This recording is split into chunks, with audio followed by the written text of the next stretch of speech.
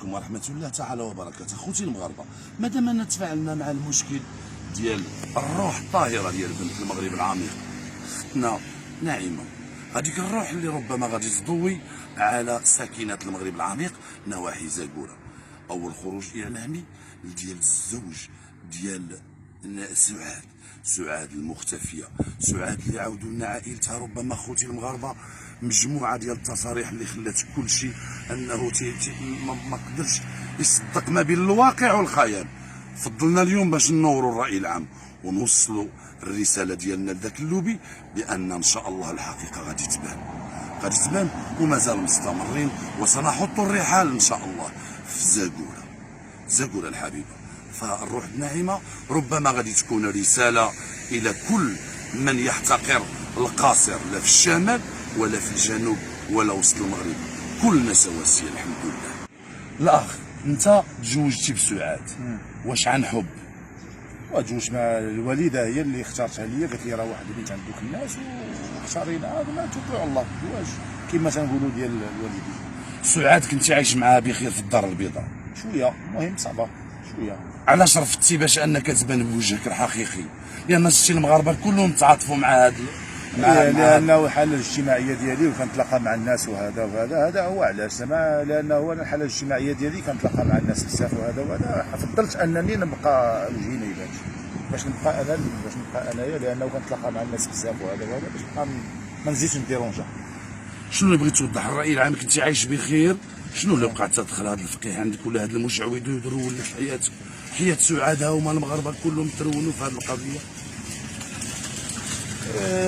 اش غادي نقول لك؟ عاود كنتي انت في دارك، كانت معك سعاد عايشه بخير، كي دار هذا المشعوذ تدخل للدار انت عيطتي له؟ لا هما اللي جابوه باش يقرا على سعاد، باش يقرا عليها صافي، ومشى صافي. وملي ديتها لدارهم مرضات وطلبات الطلاق، صافي دعاتني خدات الطلاق ديالها ودات معايا. شنو الطقوس اللي دازو في دارك انت نهار دخل داك الساعه؟ قرا عليها القران هو اللي قرا عليها فقط. علاش خليتيه يدخل؟ واش انت كتثق بهذا الشيء؟ لا، انا ما قالوا لي يدير الرقيه، لانه هما اللي جابوه وقالوا لي بانه غادي يقرا على القران، ماشي اللي هو قرا عليها القران، ما كاين زعما شي بخور ولا شي حاجه. من تما سعاد ما بغاش تجلس لنا في الدار البيضاء، قالت لك نعيش ليا في دارنا، مشات. هذاك الشيء اللي كاين. من تما مره كتمرض، مره كتبرا، مره هذه مره كذا. وداك وهذا الفقيه ولا هذا المشعوذ بقات مستمره معاه؟ هي كتقول لي راني دويت معاه، راه قال لي دير هذه. واش عمرك نويتي بان الفقيه غيتزوج سعاد؟ لا، ما عمري نويت على. هو تيدخل لدارك وهي راه مرتك وتاكلوا طعام واحد وتستعملوا اسماء الله والقران الكريم. واش نويتي بان غادي واحد النهار هذاك الفقيه غادي يصبح هو راجل مرتك؟ لا، ما عمرني نويت على. كنشوفوا سعاد اللي لحد الساعه كيأكد الزوج ديالها بان راه حيت مشى باش يرضى تضربهم بالحجر كاع من السطح. تيأكد الاب بان طاحت سعاد في وسط عصابه اللي كتوهمها بالكنوز ودخلتها في واحد الطقوس. تيأكد الاب بان الكبده ديالو محروقه على ولد سعاد اللي راه دخل في دوك الطقوس. تتأكد الام او الجده ديال الام سعاد بان الولد ما قداتش عليه تحملوا تما وسط داك.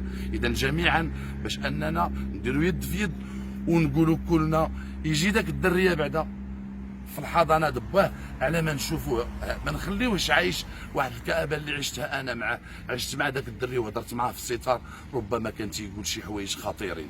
كنتمنى من النيابه العامه تستدعي داك الدري القصير، راه قال شي حوايج ليا ديال ان المسمار تيدخلوا له هنا في هكا وتيهزوا له الدم ديالو، يحققوا في هاد التداعيات مادام ان هاد الخيوط في الحقيقه متشابكه بزاف. اخر كلمه خويا، انت كتقول للمغاربه صافي نجيب لك الدري، وشي ما نتمناو من الله، هادشي اللي باغي انا، حاجه وحده اللي كنقلب عليها هي ولدي ناخذ تهلا في داك الدري. هذاك الشيء اللي كاين. ولدك كتحرك حيت تشوف هاد الشيء عليك، سي نورمال، حاجه باينه مادام كتشوف ولدك كيتكرفس. سميت هذيك سميت ماين سعاد؟ سميتها واخا تلوه عجو. خالتي عجو. تنقول لك قدام المغاربه انا مستعد نجي ونمشيو نهزو داك الدريري الصغير ونجيبو باه ونكتبوه وبين يتحمل مسؤوليته القانون اللي بغيتو يسني هذا الراجل يسني، غير خرجوا ولدو عافاك من ديك الكآبه وداك دوك الطقوس في انتظار تبان الحقيقه. ترقبوا ان شاء الله، غادي نحاولوا نوصلوا عند سعاد، وغادي نوصلوا حتى عند هذاك اللي تيقول لهم بين فقيه، وغادي نفجروا هذه القضيه، وغادي نحاولوا اخواني نفجروا حتى بعض الاسماء اللي ربما غادي تدخل في هذا الموضوع. لوبي كبير اللي تستغل ساكنه المغرب العميق. ننسى بان الروح الطاهره ديال بلدنا ناعمه راه هي اللي غتكون الشمس الساطعه اللي غادي تضوي ساكنه زاكوره. تحيه اخوكم حميد العقاوي مع الزوج الاول لسعاد. سعاد ضحيه الكنوز اللي مازال تيقلب عليها كلشي. تحيه لكل المغاربه.